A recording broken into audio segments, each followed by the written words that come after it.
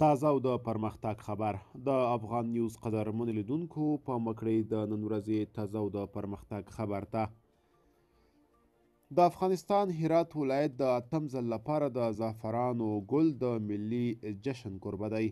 د افغانستان په هرات ولایت کې د زعفرانو د ګل له اتم جشن سره هممهاله د دې هیواد د زعفرانو کارانو ټولنه وایي د افغانستان د زعفرانو حاصلات ډیر شوي او دوی تمه لري چې سږکال له 10 ټنو ډیر زعفران ترلاسه کړي. په هرات کې دا 2 ورځنی جشن د پنجشنبې له ورځې راهیسې پیل شوی دی. د افغانستان د زعفران کارانو د ټولنې مشر بشیر احمد رشیدي وایي سږکال د کارګرانو او بار شرکتونو په بیا پیل سره زعفران صادرات هم ډیر دي.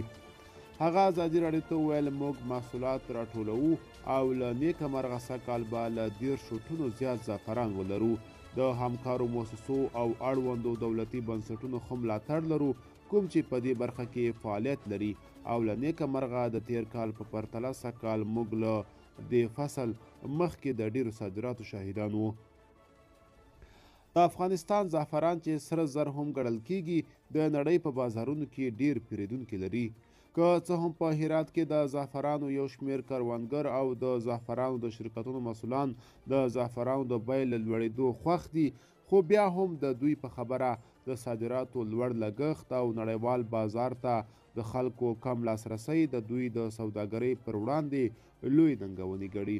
دوی وایي چې د 1 کیلو زعفرانو بیه اوس تر 80,000 افغانیو پورې لوړه شوې وه په داسې حال کې چې پخوا د 1 کیلو زعفرانو بیه 10,000 افغانیو ته راټیټه شوې وه.